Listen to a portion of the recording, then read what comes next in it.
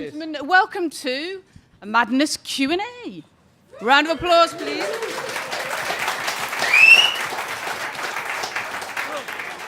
Okay, as you can see, we have three members of the illustrious group Madness. We have Woody, we have Suggs, we have Mike, and my name is Miranda Sawyer. The way the evening's going to go is this is a kind of musical choice evening. So the boys, I hesitate to call them boys, but the boys have chosen some tracks that they're going to play. There's one kind of rarish Madness one in there. There's a couple from the new album. We're going to talk about them. There will be time for a Q&A for questions from the audience for you towards the end. And then after that, we'll hear the album in full, okay? All right? So it sounds fun. Okay, so I got sent various tracks from Madness, and then they changed their mind, and we've done it all again.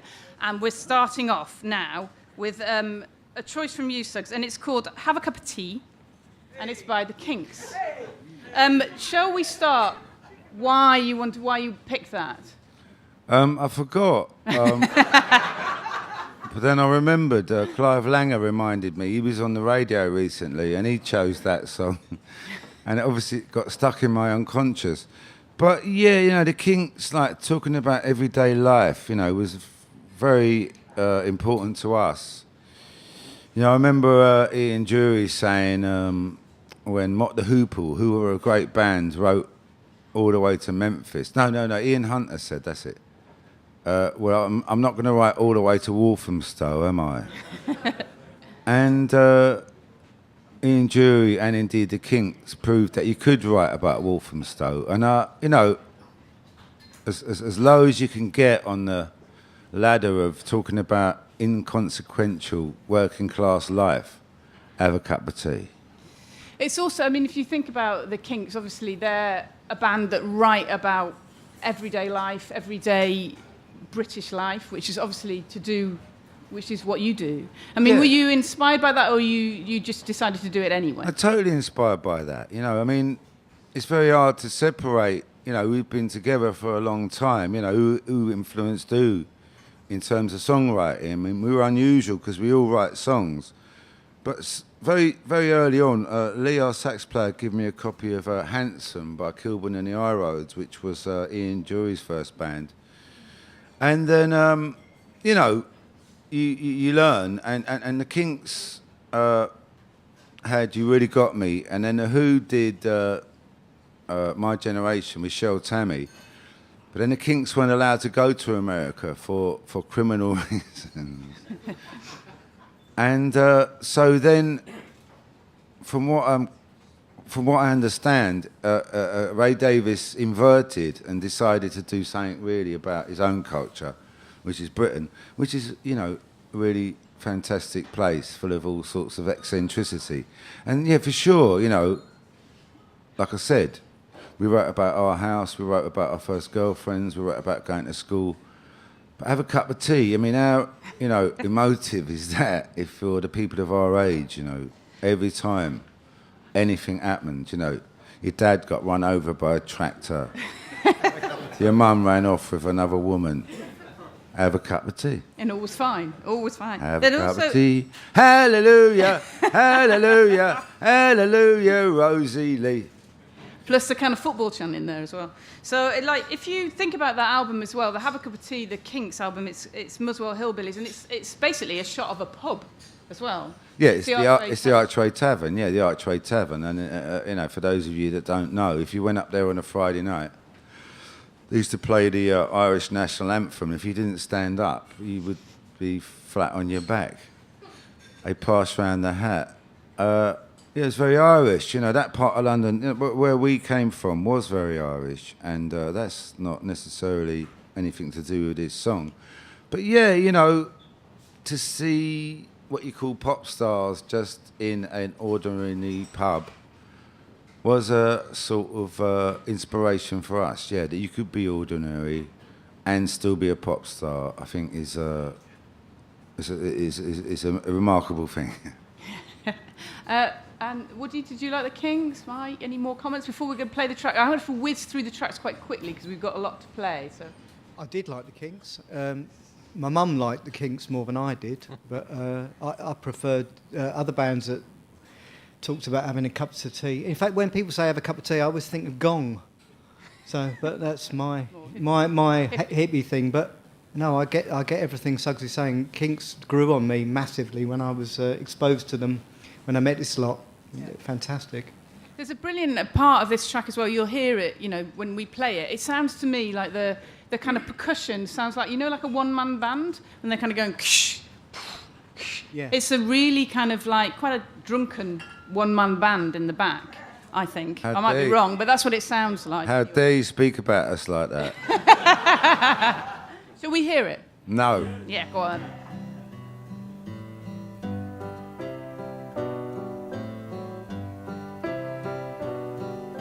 Granny's always raving and ranting, and she's always puffing and panting, and she's always screaming and shouting, and she's always brewing up tea. Grandpappy's never late for his dinner, 'cause he loves his leg of beef, and he washes it down with a brandy and a fresh made pot of tea. Have a cup of tea, have a cup of tea, have a cup of tea.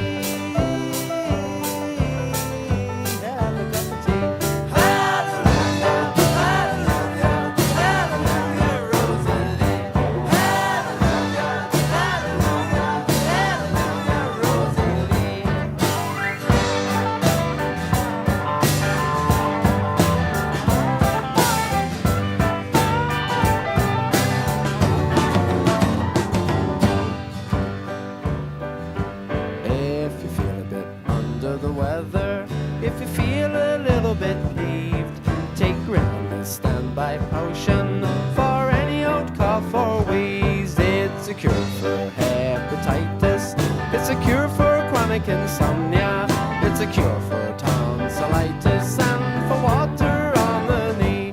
Have a cup of tea, have a cup of tea.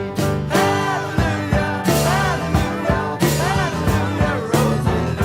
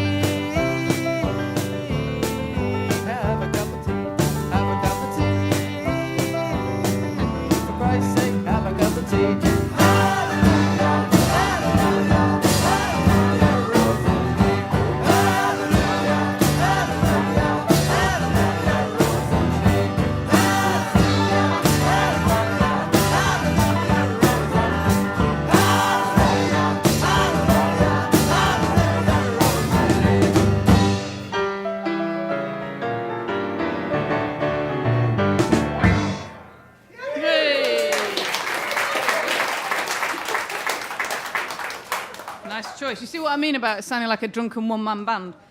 No, just me. Okay. Okay, we've got the next one. We've got a white man in Hammersmith Palais. Who wants to claim that? Mike. I suggested this song. Okay. So I don't know if I should claim it, but I mean, the idea of these songs was just to play songs that we sort of influenced us when we were first starting.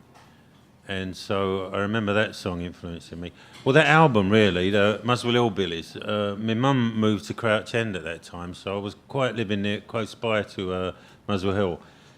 So I've got very fond memories of listening to that album back in the day, you know, before we started. And White Man in Hammersmith Palace was one time we were rehearsing in Muswell Hill by coincidence.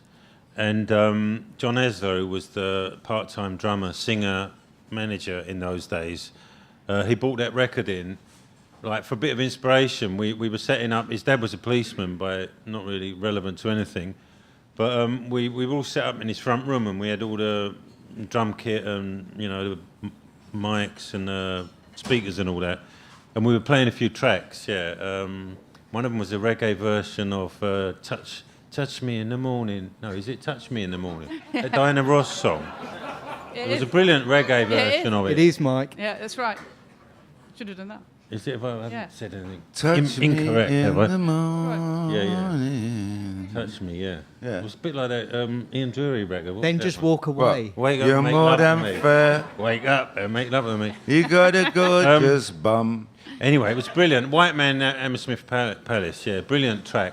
I mean, especially the sound of it is just great, I think. And we were doing that sort of thing. I mean, in those days, it was sort of punk music, and they were playing quite a lot of reggae as well in those days. Yeah. So it was a sort of, bubbling up sort of thing. And they were like, white men doing it. And in those days, apparently, white men couldn't do it, they used to say. Yeah. And so that gave us, I don't know, I mean, we were, Specials came down from Coventry, and we were also very much into reggae music as well.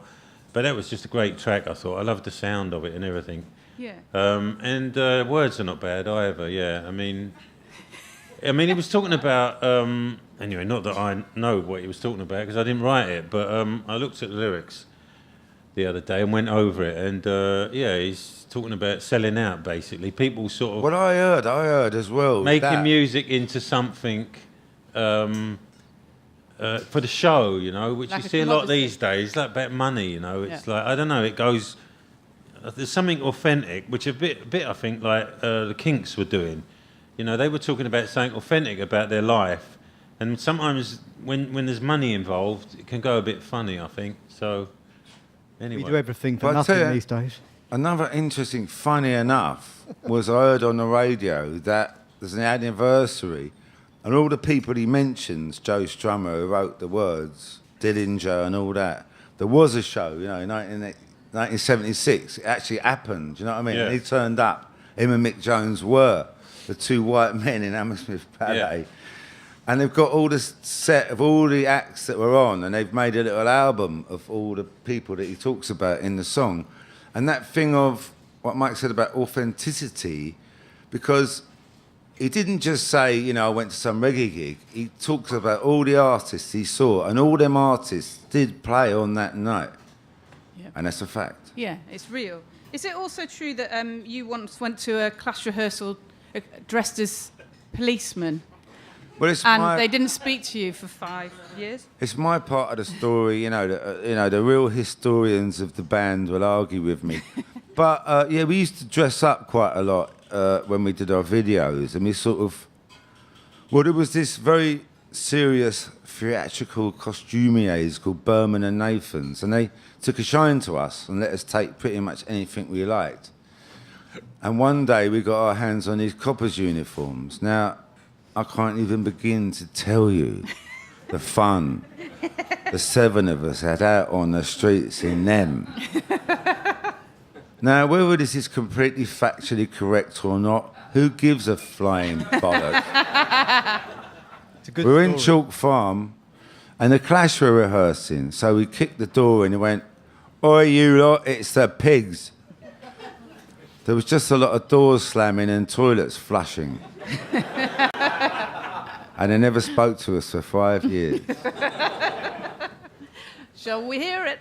The Clash, what a band, yeah, what a band, what a They band, were. what a band, what a band.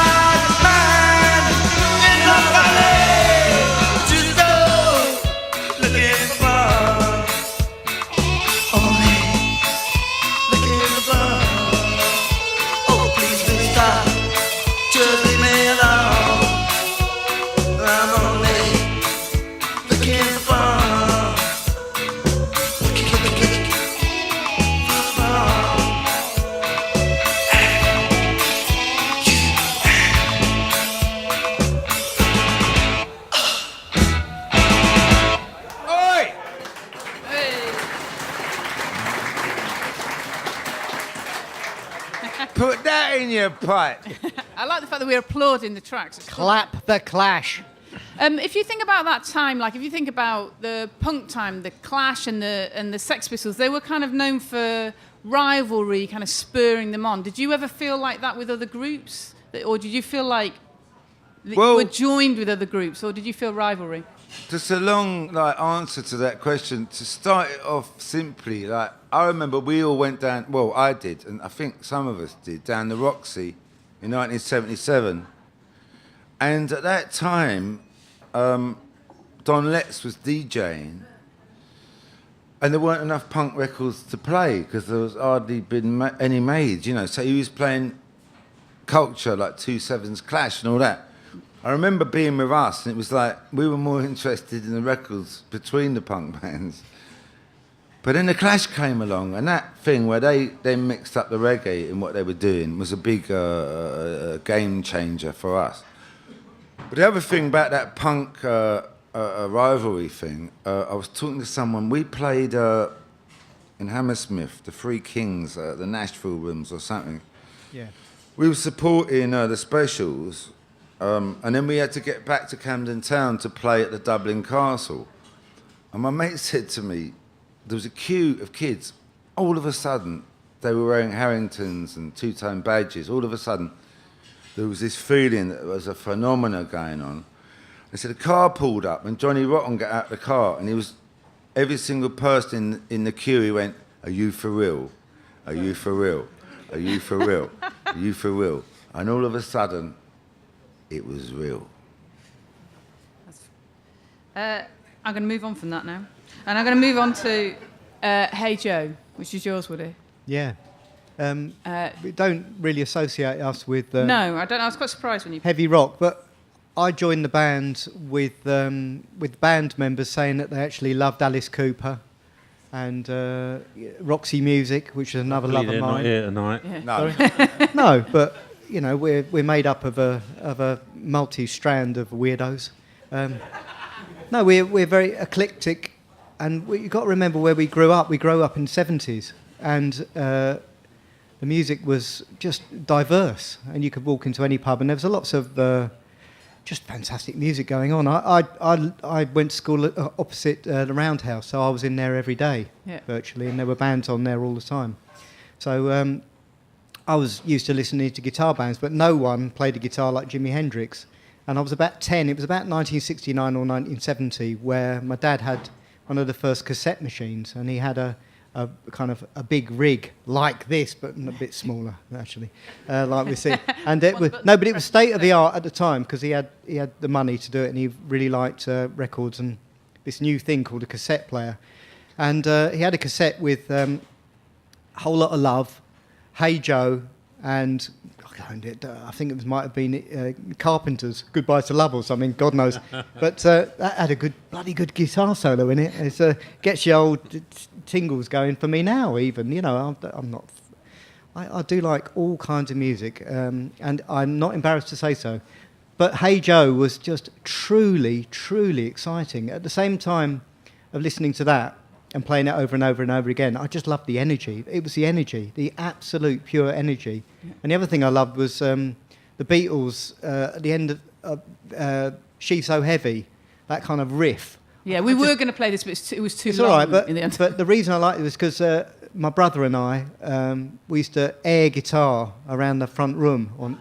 It's a long air guitar, that. Yeah, it's 8 great. minutes. But so those kind of happy memories of it's kind of, it influences us all, you know. There's a thing though sometimes when you think about someone like Jimi Hendrix, he's so obviously like incredibly talented, amazing player and stuff like that, and it's like a contrast between what you were saying about punk, where people felt like they could just pick up once you see somebody do it, you feel like you're allowed to do it yourself. You just pick up an instrument and go. The contrast between that and Jimi Hendrix is massive, isn't it? Who did he play with? The Isley Brothers or somebody? I mean, I don't know for sure, but I have a feeling the way it was recorded was very spontaneous at the same time. I mean, he was obviously a very great guitar player. I mean, they were great musicians. I mean, what I love about Hey Joe is just everything. It all just sort of blends into something. You can't really hear one instrument from another. And it's just like there's nothing out of place. It's just like really like in the zone or whatever you might want to describe it as. Yeah, you I know. think they were very spontaneous. Yeah, so that was a bit of a similarity with punk music. Yeah, and I think the that energy we also, yeah, the energy what Woody mentioned, and you know, for me, it all got pompous, you know, rock. But actually, when you look back, Jimi Hendrix was a very humble man. You know what I mean? Yeah. He was a real McCoy, wasn't he? Yeah. I Oh, mean, everyone tries to rip him off. So. I mean, not can't not at that time. I mean, you know, it's also as things develop, isn't it? It's like they start off and they're Yeah. you know, they're like any band. They've only just started. They're you know, they're not pretentious or pompous before they've even got anywhere. Usually the pomposity But I'm just grows as the you know, as well, the album. as we sells. know, Right. Barzo. I mean, only look at Take us for example. look at yourself. I mean, you know what I mean? Oh no. No, but I mean, he was unnaturally talented, wasn't he? He was unnaturally talented. So you captured that amazing talent when it was still in Yeah. its naivety. Yeah, incandescent. Okay, let's hear it. Come on! Come on!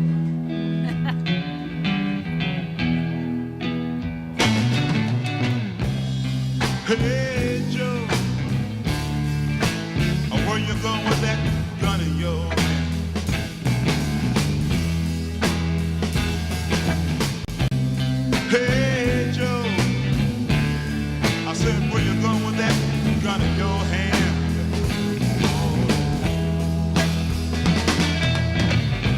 I'm going down to shoot my old lady.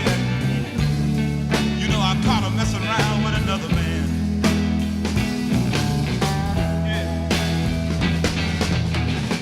I'm going down to shoot my old lady. You know I caught her messing around with another man. And that ain't too cool. Hey Joe, I heard you shot your woman down. You shot her down now. Hey Joe,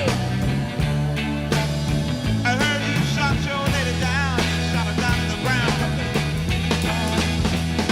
Yeah. Yes, I did. I shot her. You know, I caught her messing around town.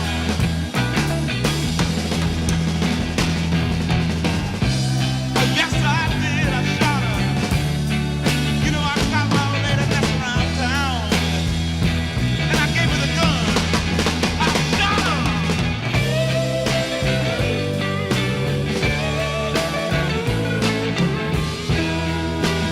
All right. Show 'em one more time again.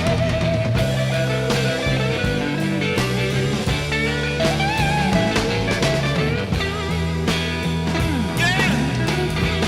Oh, nigga.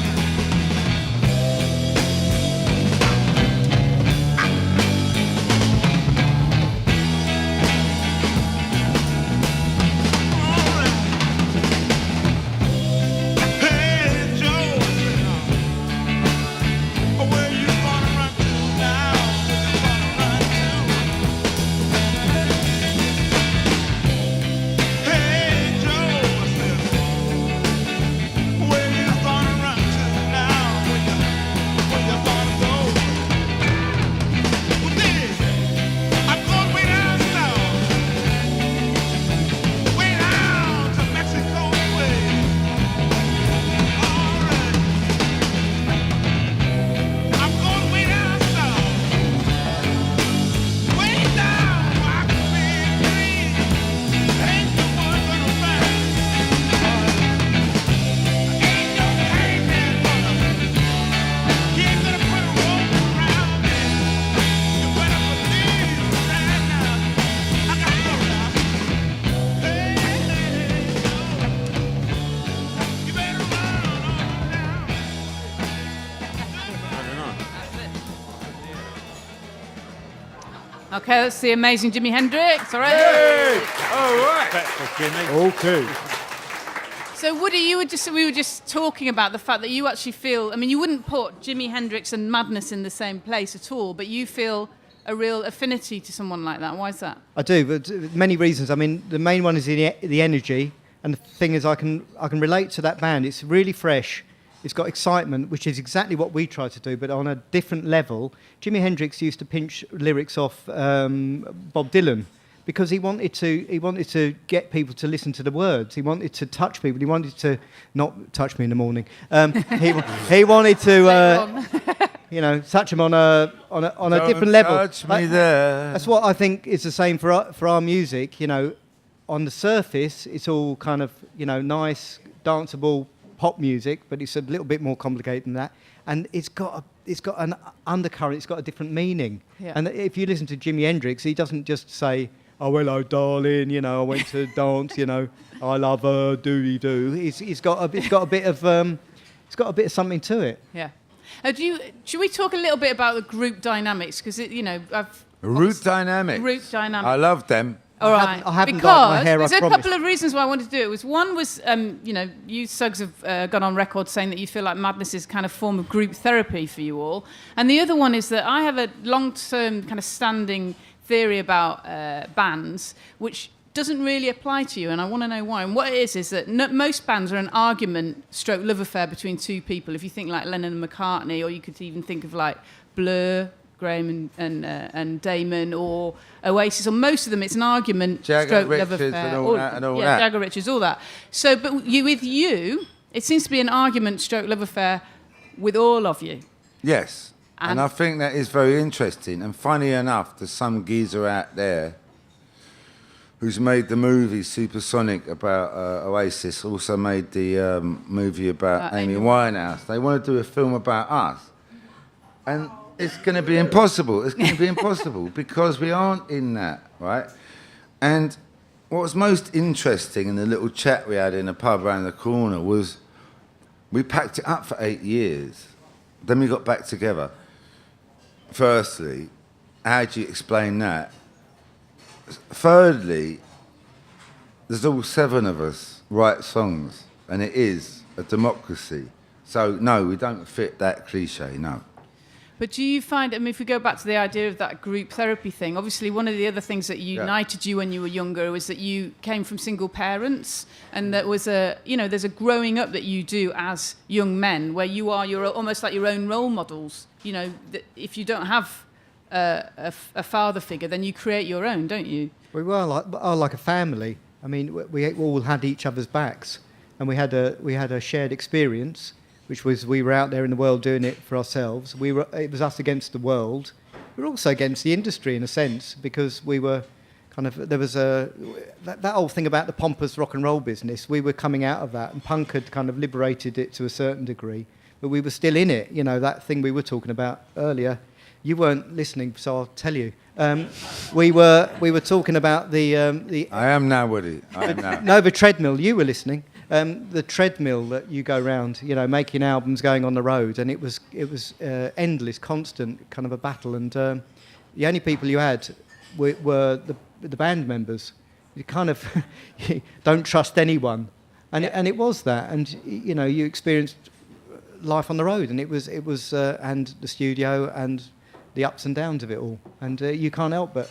And also, you make music together, and that's a very specific thing. Well, yeah, and also the lucky thing was that you had a 7-way, dynamic. You could do it mathematically, 7 times 7 times, whatever. One person could write on their own, 2 people could write, and then you had, 3 people could write, all 7 could write. Yeah. So the mathematical equation goes on forever. Yeah. And when you're sick of one lot, you talk to someone else. But there's I think very seriously, that point you made is, that we did grow up together. We grew up. I mean, I certainly did, I was a child when I joined the band, and these helped me to grow up, I got married and had kids and all that. That irony about when we split up, it couldn't have come at a better time because we'd been, like Woody said, we'd been on the road for about 5 years. We were in the charts more than anyone in the 80s, and we split up in 1985. So they had 5 years to catch us up, and they couldn't. And they couldn't. But Mike, was feeling a lot of pressure. We were all writing songs, but he was the one that they were looking to for the hits, and he started to get fed up with it. No. I did get a bit fed up with it at a point, yeah. But in the beginning, going back to where you were talking about before, I remember that period. Yeah, it was something wonderful about being in a band. I remember going to see Kilburn and the High Roads with Ian Drury, and just that sort of I don't know how you can describe it really, but I suppose, you know, like you're saying, not having parents and all that, and looking for some sort of group thing. I guess. I mean, I've never actually said it was a therapy for me, but other people have said that. But I think there's obviously something about it. It's just like a sort of family or something, you know. But always something very attractive about being in a band. It's sort of, I don't know how or why or what, but it always sort of seemed like a pretty nice, cool, great thing to do, yeah. And making music. We all love music, of course, yeah. And we all sort of grew up together, so we all liked similar sort of music. Except for Woody over there. Bloody Jimi Hendrix stuff. Woody and his hippie No, rock. I liked all of your music. I just liked a lot of other stuff as well. There you go. Yeah, no, we all like different music. We both had Carole King on our lists almost. Yeah. That's true. But we didn't get around to that. No, Carole King was having a lot of hits when I was back at school. I remember, yeah, I loved her albums. Anyway, it all got a bit much at one point, yeah, which is sort of pretty well known, possibly, if certain people. I sort of ducked out of it, yeah, because it was getting a bit. It was more just one-dimensional. It was getting, you know, and so I think we all needed a bit of a break after a while. I mean, you're pretty young, 18 years old, when suddenly, you know, it's all taken off you, and your whole life gets completely taken up with what you're doing, and at a certain point, you maybe start asking questions. You know, is this everything? You know, is there more to it than this? And it's difficult to have time to sort of look into that when you're every moment is money, and you know you got to run here and there, and you know there's so many people involved as well. Sort of difficult because you feel everybody's relying on it, you know. So you've got a bit of responsibility as well. I mean, all these roadies in the background, managers and everything.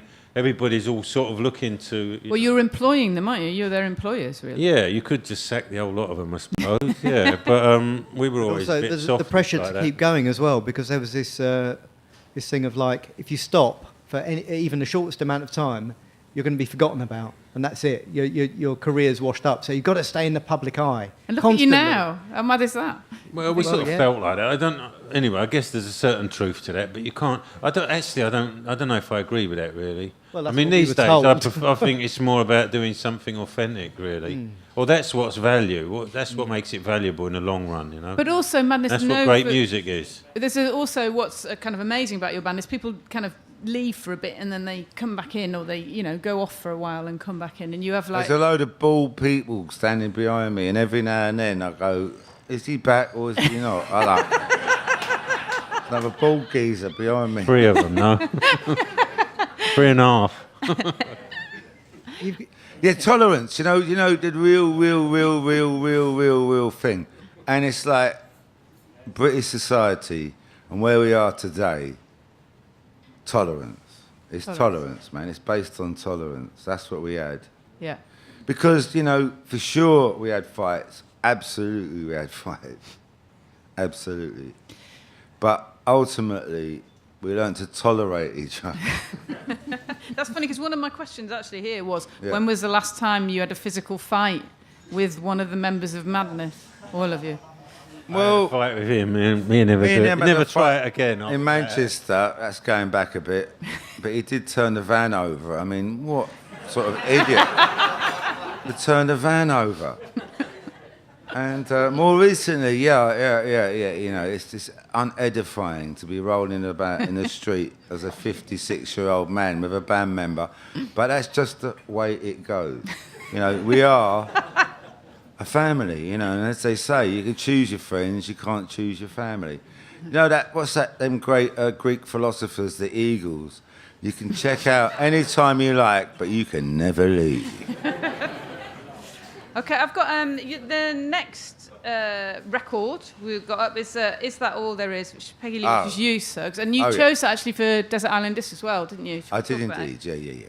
Peggy Lee, yeah. Well, I was at one of them like awards, the Ivor Novellos, whatever it is, where it's songwriters, you know, and that's the greatest privilege of all. You know, we got an award for songwriting because let's not be whatever, you know, we were looked down on by the musical intelligentsia for quite a long time, you know, because they saw us as like cavorting fools, which of course we were.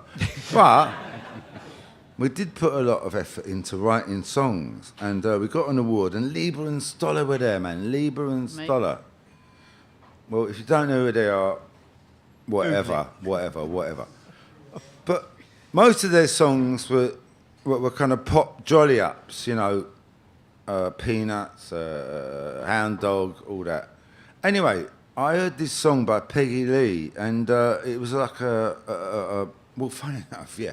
I bought a house, and I got a jukebox, and the only record on it was this record.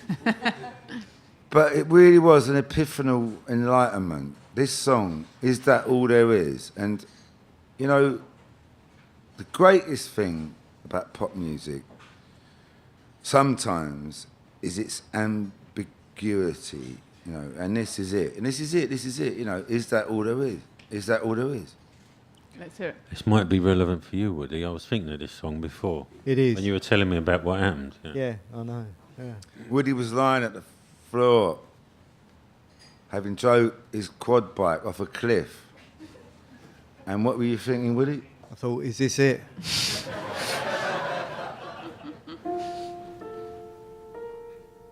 I remember when I was a little girl, our house caught on fire. I'll never forget the look on my father's face as he gathered me up in his arms and raced to the burning building out on the pavement. And I stood there, shivering in my pajamas, and watched the whole world go up in flames. And when it was all over, I said to myself, is that all there is to a fire? Is that all there is? Is that all there is? If that's all there is, my friends, then let's keep dancing. Let's break out the booze and have a ball. If that's all there is. And when I was 12 years old, my daddy took me to the circus, the greatest show on earth. There were clowns and elephants and dancing bears, and a beautiful lady in pink tights flew high above our heads. And as I sat there watching, I had the feeling that something was missing. I don't know what, but when it was all over, I said to myself, is that all there is to the circus? Is that all there is? Is that all there is? If that's all there is, my friends, then let's keep dancing. Let's break out the booze and have a ball. If that's all there is. And then I fell in love with the most wonderful boy in the world. We'd take long walks down by the river, or just sit for hours gazing into each other's eyes. We were so very much in love. And then one day, he went away, and I thought I'd die, but I didn't. And when I didn't, I said to myself, is that all there is to love? Is that all there is? Is that all there is? If that's all there is, my friends, then let's keep. I know what you must be saying to yourselves. If that's the way she feels about it, why doesn't she just end it all? Oh no, not me. I'm not ready for that final disappointment. 'Cause I know, just as well as I'm standing here talking to you, that when that final moment comes and I'm breathing my last breath, I'll be saying to myself, is that all there is? Is that all there is? If that's all there is, my friends, then let's keep dancing. Let's break out the booze and have a ball. If that's all there is.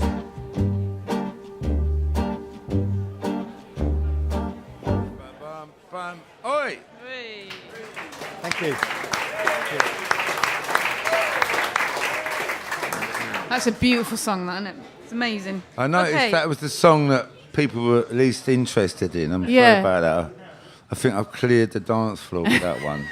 I love that one. Thank you very so much. no influence on Norton Folgate then, No, not at if all. anyone knows that album. Yeah.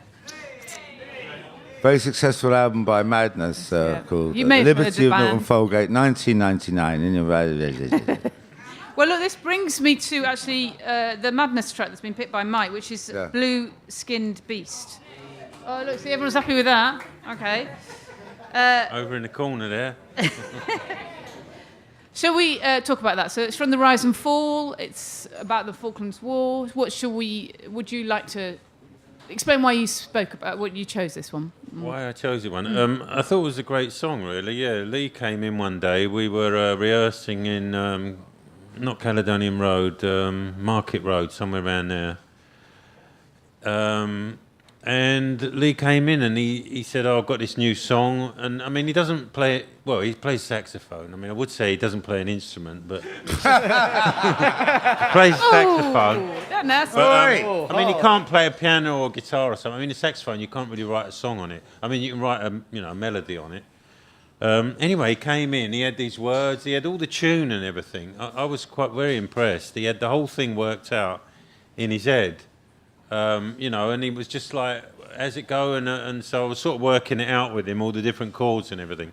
But I just thought it was a great song, yeah. And the lyrics are brilliant, yeah. And sort of relevant today, sadly, all the, I don't know, wars going on and everything. And why they're going on, don't ask me. But as you mentioned, and it was specific about the Falklands, how ridiculous was that? You know what I'm saying?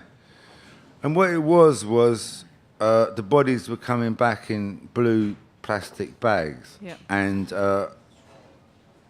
that's the blue skin beast thing. Yeah. Well, also, there was a story in the paper that she'd said... she'd apparently, Margaret Thatcher had offered to get a drink for this some regiment that had been fighting in on the Falkland Islands, and at the bottom of the story was that she didn't even pay for it. She got them to pay for it, which is Nice. sort of telling. Yeah. I thought. So that's why he says, Have a drink on me. Have a drink on me. 3 cheers for the blue skin beast. Hip hip. Yeah. hooray. And you mentioned earlier, and Woody mentioned, and Mike mentioned, I remember Nile Rodgers saying HDM, hidden deeper meaning, and that's all we really have tried to do. Yeah. Do you feel, which I feel a little bit around now, if you remember the 80s, that some of the nasty parts of the 80s, that there is a similar feeling around now to do with politics and the way that people are reacting to politics? I know you went on the... Yeah, personally, we've been through so many, like from the 70s, the 80s, 90s. 90s, yeah. The I noughties. feel there's a kind of sea change, a social sea change, and every time, certainly from my own experience, you get a bit depressed. Suddenly it pops up again. Hope. I think there's hope in the air, man. I think there's hope in the air. Hope. I mean, I also think... Wait, hold that needle. hold it. There's more I think people are more educated these days about what's sort of going on, And in those days, back in the 80s, you know, you wouldn't really know. I mean, You get your I don't know face with that punched in. Argentina war, but the fact You that would get your somebody's face making, punched in if you said anything against the Falklands War, for sure. Yeah, sure. I mean, you know, there's patriotism and there's standing up for your country, and I don't know what we should have done exactly, but Given don't them all like £1 million people to be and making told a them to go and live profit in out of Malibu. it, you know, for people to be making a profit out of something like that and their own political career when people are dying is shameful, really. Yeah, it is. I mean, that's to say nothing about what's going on these days. With all these wars that we're involved in, but you wouldn't even know it, you know. Yeah. Should we hear it?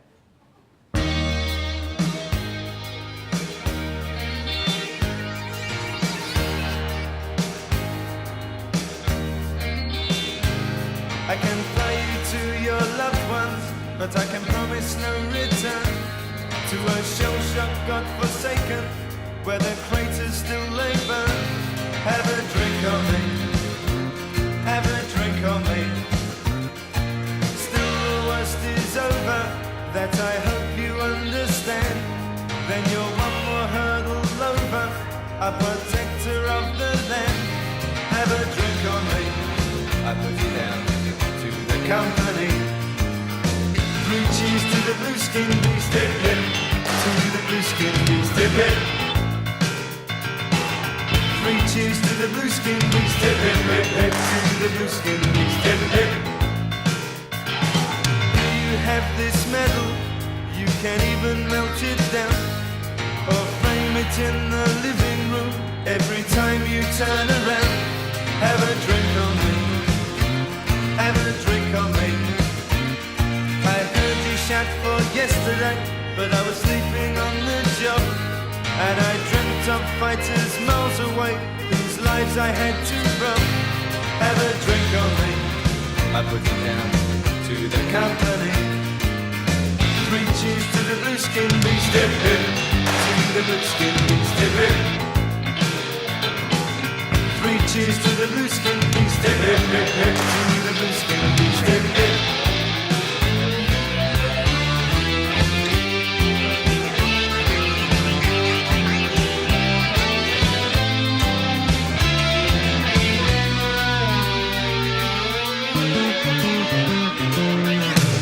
Have this medal, you can even melt it down or frame it in the living room every time you turn around.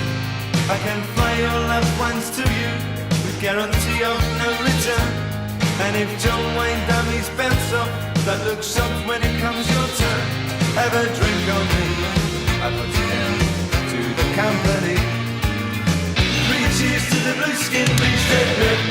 To the blue skin beast, hip hip. 3 cheers to the blue skin beast, hip hip hip hip. To the blue skin beast, hip hip. Hip hip. Hip hip. Hip hip hip hip. Hip hip. 3 cheers to the blue skin beast, hip hip. To the blue skin beast, hip hip.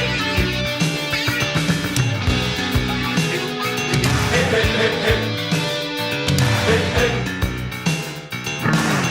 3 cheers to the blue skin beast, hip hip. To the blue skin beast, hip hip.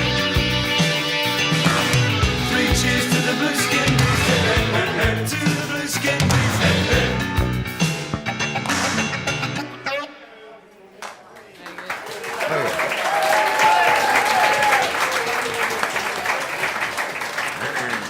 What's it like when you hear your old records? Do you kind of think, oh, are you transported back to when you made them, or do you just do you analyse them? Or? What really literally happens is Willie goes, Jesus Christ, that was a complicated drum part. Yeah, oh God, I just did.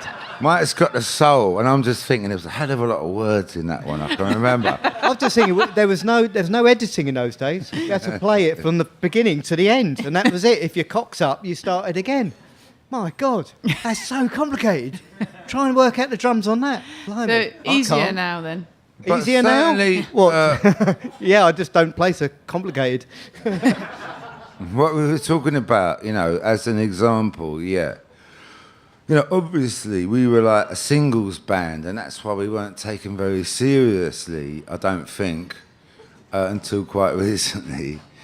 But yeah, so you hear a track like that, and it reminds you of the fact that we weren't. We were engaged. You know what I mean? We were engaged. Yeah. Yeah. Okay.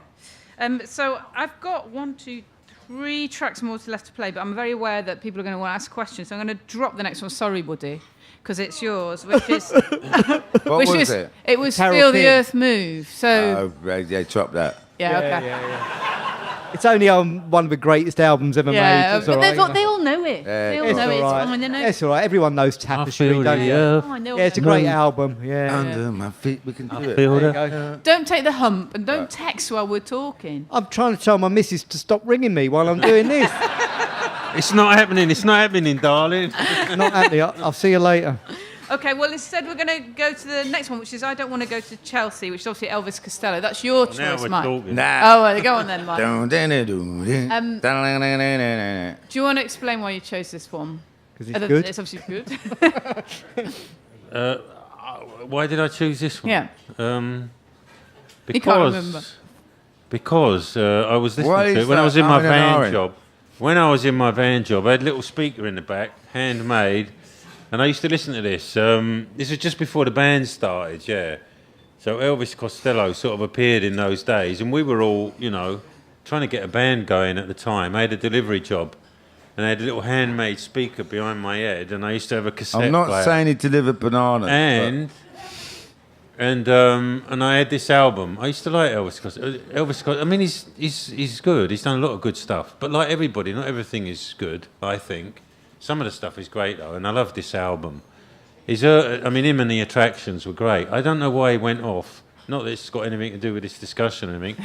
Why he went off and trying to always do something different, always sort of different this and that, when it was great what he was doing at the time. Great album, this great song. And I think, talking about that raw we were talking about earlier, energy and all that, Yeah. this was very sort of raw in those days. I mean, this they used to call New Wave. I don't know if you remember those days. I do remember them. You Wave. had punk, and then you had new New wave. wave. And Yeah. the story of punk was nobody could play their instruments, and it was an awful cacophony. And then new wave came along, and it was all a little bit more music. And also, we're talking about the Clash. A 4-piece band. I've seen Elvis Costello and the Attractions a load of times. I ain't never seen a more succinct, energetic outfit. 4 people. It was unbelievable. Yeah. And what was it? Now I remember. Yeah, I remember that Lee seeing him in Thompson Croydon. Is that a sax player? No, it's not. Seeing him in Croydon. They were just Croydon? on a stiff tour, Elvis Costello, and they did. Anyway, he had this little organ. He had a Vox Continental, and it just sounded brilliant. Yeah, they were just a great band, I think. Yeah. So they were instrumental in us when we were starting. Don't tell me you've I been think. to the Fairfield Hall, have you? It was the Fairfield Hall, There you go. indeed, in Croydon. your area. In Yeah. Croydon. my area, yeah.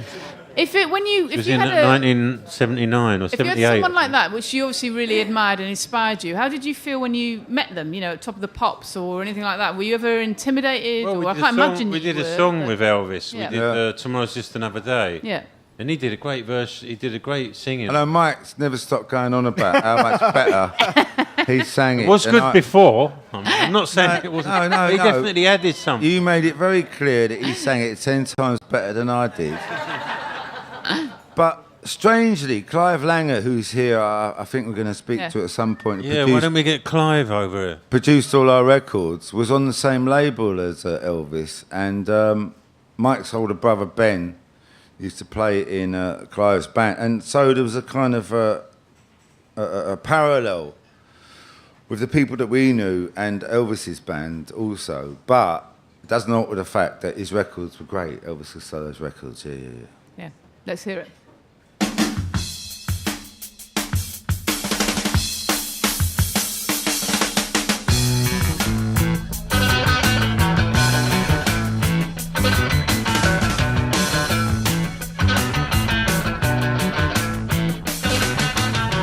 Photographs and fancy tricks to get your kicks at 66. It thinks of all the lips that it licks and all the girls that it's going to fix. She gave a little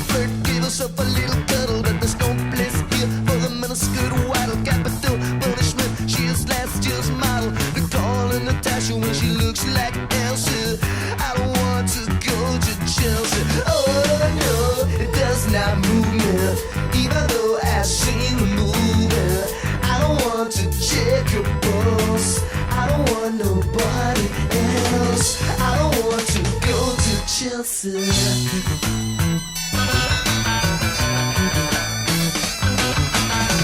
Everybody's got new orders. Be a nice girl and kiss the waters. Now the teacher is away. All the kids begin to play.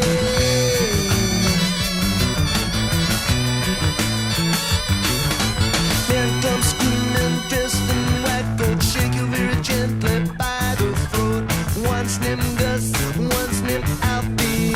I don't want to go to Chelsea. Oh no, it does not move me. Even though I've seen the movie, I don't want to check your pulse. I don't want nobody else. I don't want to go to Chelsea.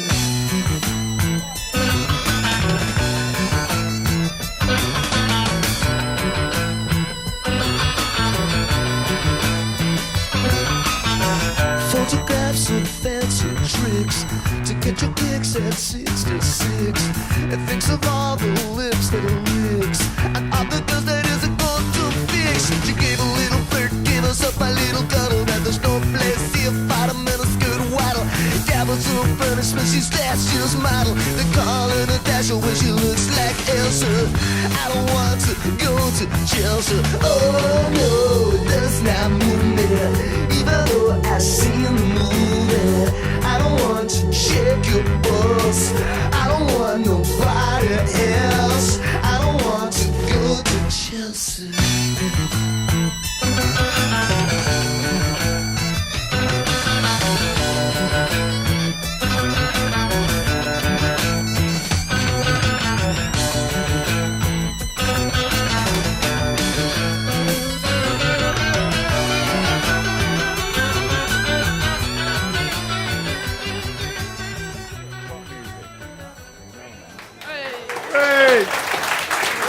So, Suggs, sing what you were singing to me. Sorry, what? So, sing what you were singing to me. So, Suggs and Woody. Me and Woody go to Chelsea. There you go. Hey, that's another story. That's another story. I'll tell you a funny story, though, about Woody was talking about the drumming on that, because he's a drummer, obviously. He can't talk about anything else. I remember we were playing with him, a UB40, somebody else in Birmingham, and drummer, Pete Thomas, was it Pete Thomas, the drummer? Yeah. Our saxophone player isn't the tallest person in the world, and he's got his top pocket on his suit jacket and flicked his ash in it. And Lee's looked up like that. You can see that. He's climbed on a bar stool, climbed on the bar, and then knocked him out. But first Not of that all, I'm propagating he violence. offered him a cigarette. Yeah. So when he put the cigarette to his mouth, his jaw was open. Oh, It's an old, professional, innit? bad thing to do. But He yeah, deserved it. the attractions. Yeah. What a band. We're going to move to Can't Touch Us Now, because that's one of the reasons why we're here. So, do you want to talk about just a little bit about how the album came about, how you wanted to go record it, and then I think we're going to hear Don't Let Them Catch You Crying. We can talk about that and a few others, and then we'll hear the whole thing. So, what did you want to do with this album that you didn't do with Wee CC? Go on, Mike. Go on, Bob. What did we want to do with it? Well, when we started this album, we weren't really starting an album. Chris, who's often a little source of inspiration for the band, every now and then, before he sort of turns his back on it, here and there. But at that time, he was saying, yeah, we've got to rehearse. And we booked ourselves in, for no particular reason, into a rehearsal room somewhere in Holloway area. And we just started rehearsing like 3 days a week. It was a very small little place. Usually, I mean, often, you know, when your band reaches a certain size, you want to go into rehearsals and there's like, this one gets the lorry, that one gets the equipment, and before you know it, it's like £3,000 before you've even got there, you know. It's like, gets very expensive. So we just had enough of all that sort of stuff, so we just wanted to go do something small on our own. So we just started rehearsing, and no particular, you know, aim or anything. And we all got together, and it was just, it was really nice. And everybody came in with songs. And the funny thing was that every song that they came in with seemed to be really good. I don't know if it was us like stuck in that little space with nothing else to do. Competitiveness. But everybody seemed to be really getting into it, yeah, which was nice. And there was no like outside pressures, no outside anything. It was just us doing it really. And so yeah, we had a good time, and we got a few songs together. Then we got our wonderful producer Clive Langer, who's out there somewhere. Is that there? Yes. Should we bring Clive? Come on. Why don't we Charlie bring Andrew Clive in? here up and Can we bring them in? Where are you? I can't see. Oh, there you are. Hello. Would you like to come in and come on my mic? Oh, actually, don't come on my mic. Come on This somebody's is mic. Clive and I've Charlie, got to ask you our questions. hot team, Here we are. best producers in the Clive business. Langer, Charlie Andrew, come to the mic. You can share mics like We're going to backing adore you. Okay. We're going to sit here and adore you. So, Clive, do you want to tell us about the recording of the album? You're in the way, Suggs. It's not going to work. This is not going to work. It was. Say something positive, right? Because It was another Madness album, Yeah. and I get pulled in when they don't know what to do, you know, and they get a bit stuck, and they don't Which know how point to do they get put to? finish the process of rehearsing. And what do we do next? Well, we want to. It's called Clive, and so I came in and I spent a few weeks with them in the rehearsal room, just like we always have done since the beginning. And you know, I was like, Woody, what about 2 bass drum beats there, or stop here, you know, blah, blah. And we did that All for a great while. ideas, all And sorry, I was thinking about Donald Trump then. Don't do that. That's a weird thing to think about. Don't ruin it. Anyway, and then we had to decide how to record it. Yeah. And Alan's lives in Portugal, so he's out of the picture. Alan Winstanley, and we loved working with Liam, which we did on the beginning of Norton Folgate. Yeah. And Mike's a big fan of Liam's and the way he records. But I know that when you work with Liam, you've got problems because he's got 8 tracks. And that's it. And you mix your drums and bass down on the day one.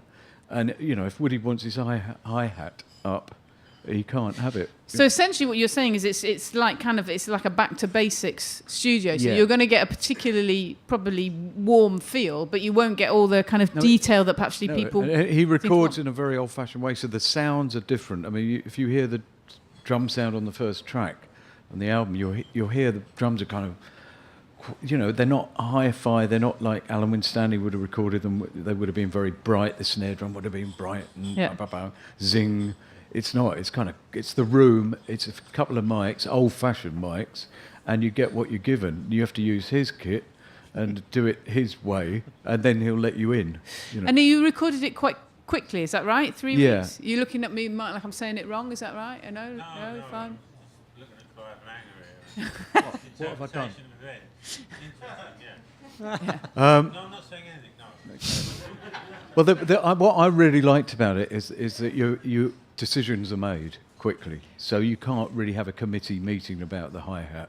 Yeah. You know, it's done. Because there's no question, because it's so simple. That's it. It's gone. And then Charlie, you came in. So Charlie, as you can tell, is the young Indeed. whippersnapper of the operation. This is Charlie Andrew. He's worked with people like Alt J and others.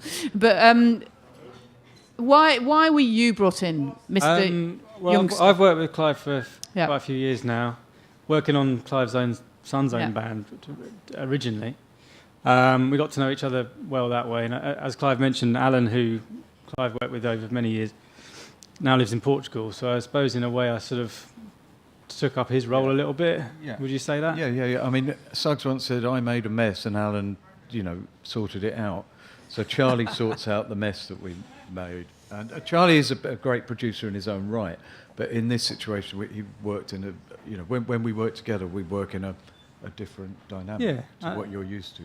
I suppose so, because obviously it's a collaborative effort. Clive's come in with loads of ideas. He was producing this record long before I was involved in it. Yeah.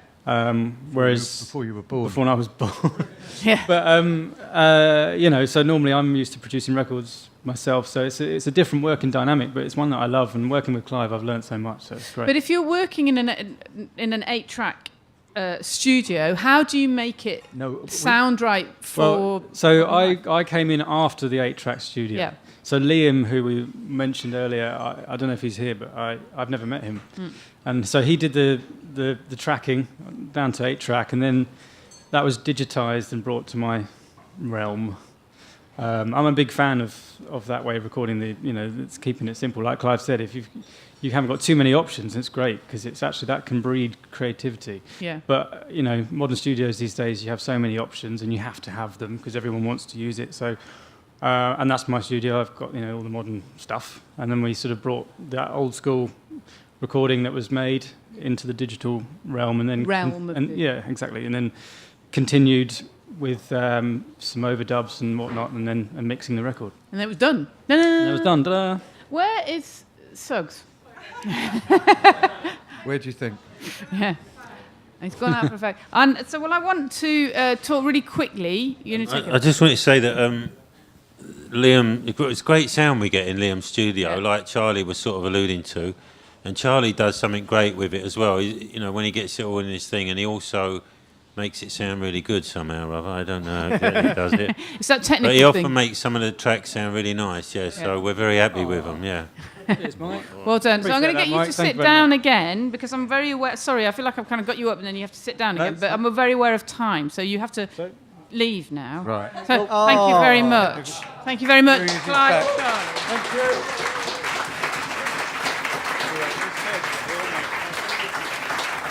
And you'll be pleased to know that my wife has written me a text saying, "Feckin' hell, you've been ages. I have to make my own cup of tea."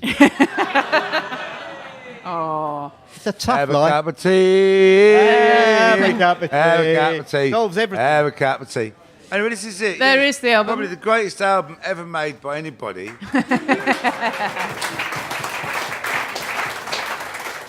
And as alluding, I'm getting a bit bored of repeating that word.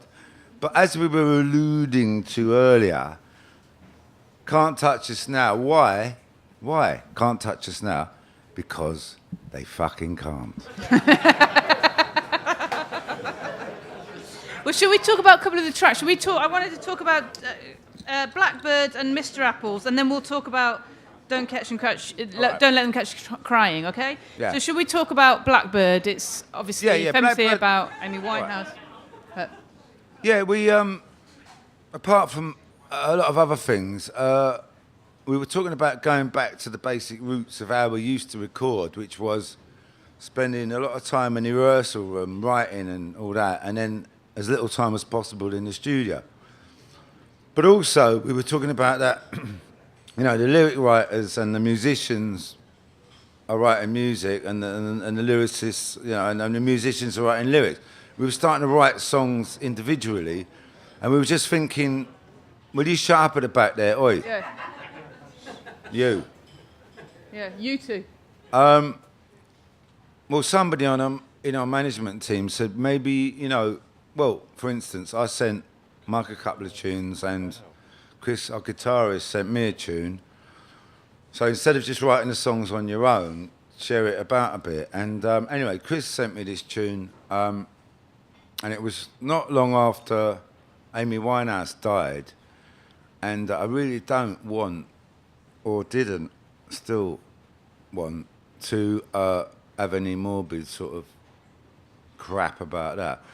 But I did see her. I used to see her around Camden Town, and who doesn't know what Amy Winehouse was?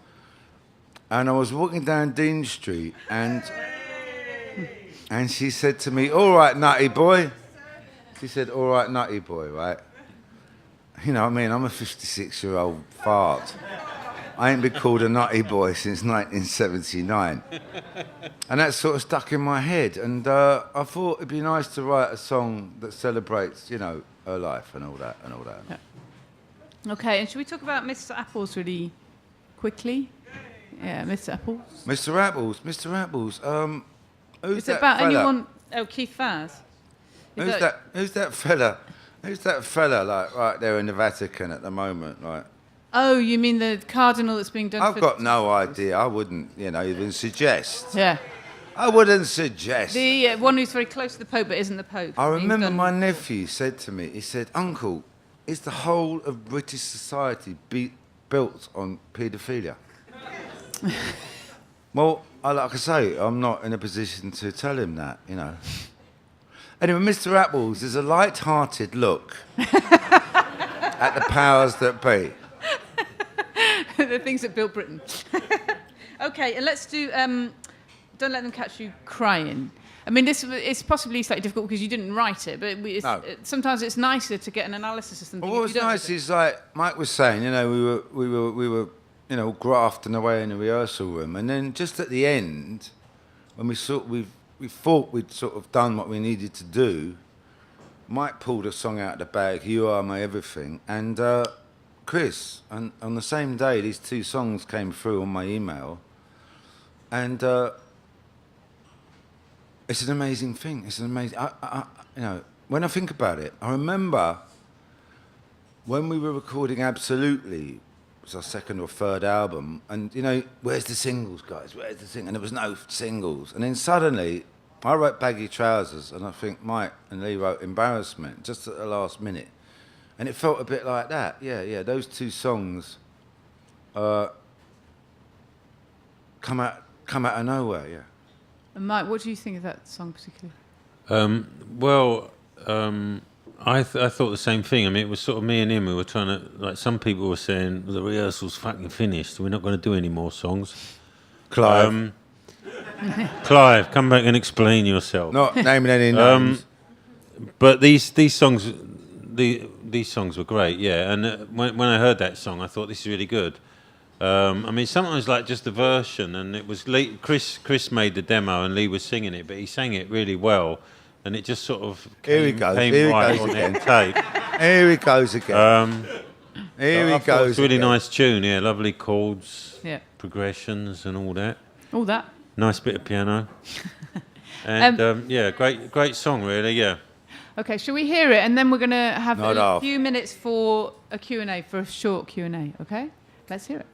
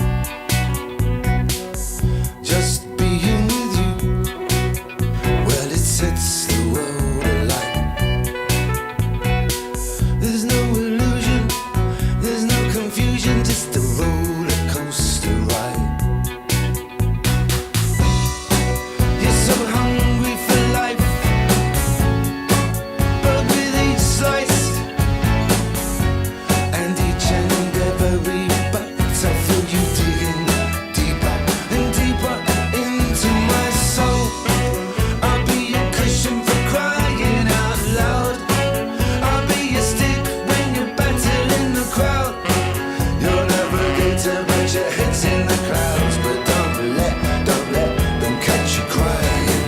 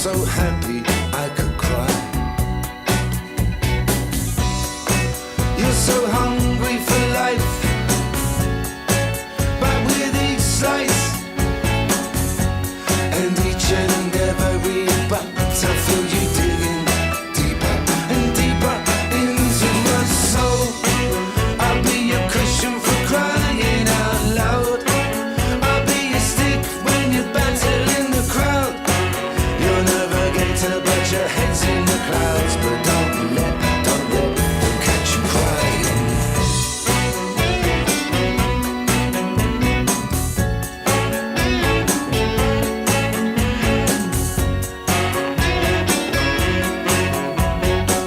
But don't let them catch you crying. I'll be a cushion for crying out loud. I'll be a stick when you're battling the crowd. You'll never get to but your head's in the clouds. But don't let them catch you crying.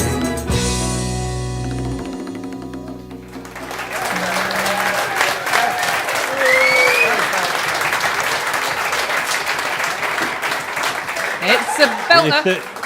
If there was Okay, any, now, if there was any justice, that should be number one in America. it's a beautiful in my opinion. It's a brilliant song. Okay, I've been That told goes. by the official people that we have time for 3 questions. Sorry about this. Hey, okay. Oh my God, all right.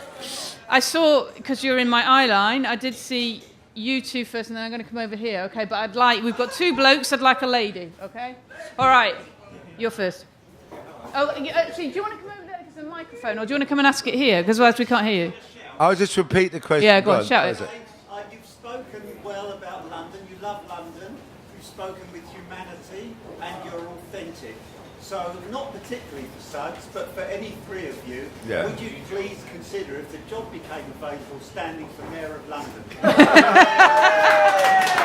This fella has just asked us if we'd stand for Mayor of London. Barzo, over to you.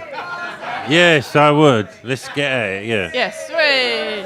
We've got 1, yes? What's the first thing you'd do if you were Mayor? 3 mayors of London. What about that? Okay. But 3 mayors. 3 mayors. First thing you'd do, 9:30 in the morning. You're up there at the office. I'd ring in to say, sorry, I can't make it. There's a bit of a hold up there. Bit late. So I don't know, I'd do the evening shift, so I'd be a nightmare. Hey! Are you a drummer? That's such a drummer. I would tax Google, Amazon, and all that mob, and put the money back into society. Good. I know it sounds a bit cliche. Okay, we've got 3 mayors, so you're fine. Okay, you're. 3 mayors for everyone. Hey! Your question?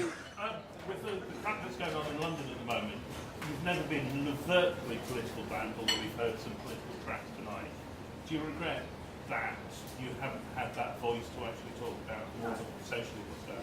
Shall I repeat We've that one? been asked whether we're overtly political. Do we regret it? Shove off. Why do you What say do you shove off? think? We're on two-tone. We're on Red Wedge. We're still here. You know what I mean? What do you mean overtly political? I don't understand the question, mate. You've never been seen as a political band. We haven't been seen as one. Haven't been seen as one. So do we regret the fact that people like you didn't see it? No, I don't. Okay. Next one. Next question over here. Was there anyone over here? Lady, I would like a woman. I'd like. You know who I'd like to ask? I'd like you to ask a question because you were dancing the whole night. Yeah. You. Because you would you literally danced throughout when you were eating your cake and everything, the whole night. No, you don't want to. Do we have any women who'd like to ask a question? Otherwise, it's going to have to be another fella. No. Okay. Yeah. Go on. That's your question. Yeah. Well, random is good. If you were to buy 6 chicken nuggets, what sauce would you have? Okay. There you go. 6 chicken nuggets If we were with to sauce. buy 6 chicken nuggets, Barzo, what sauce would you have? I think she's making you your tea. I'd have Harry Monk.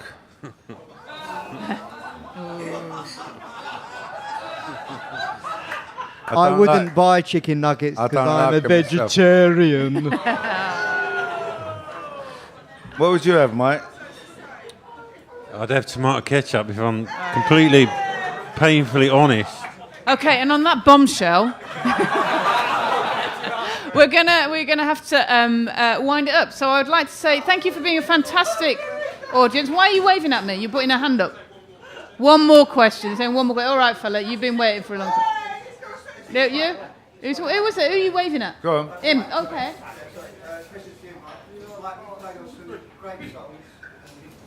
Mike played us some great songs. What did he say? What? You've done some brilliant melodies on lots of songs.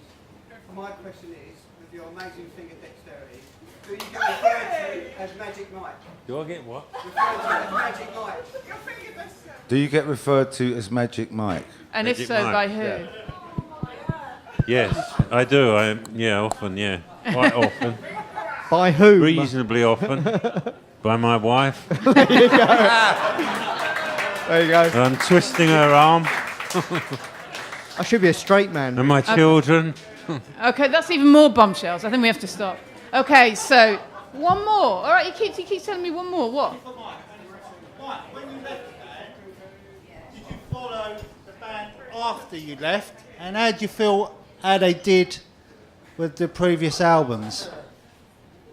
I don't know how many previous albums. I know they did one album, Mad Not Mad. I thought it was great. They didn't seem to like it very much, but I thought it was pretty good, yeah.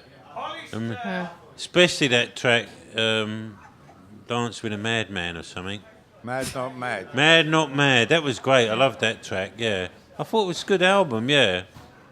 So, I don't know. Funny like the full circle thing, because how could you replace Barza and we couldn't? You know, we knew it was over, but we got Steve Naive from Elvis Costello's band, you know what I mean? Who on earth on the planet?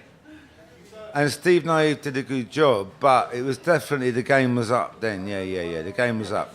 He's got one, go on. What? Last one. Yeah. Last word. It's not a question. Oh. I'm standing here. I love the band. I sent the photograph to my wife. She says to me, "You were so close." You were. There you go. And that on Thank show. Another one. Okay. Surreal. I think we have to wind it up now because My honestly, girls- the boss is Yeah. telling me we have to wind it up, right? My girl's mad at me. We argued just the other night. So what I'm going to do is say thank you for being a really brilliant audience, because you have been a really brilliant audience. I'd like to thank you to Mike and to Suggs and to Woody. And we're now going to hear the whole of the album. So you can chat all the way through. Thanks, Thank you very much. Miranda. Oh no.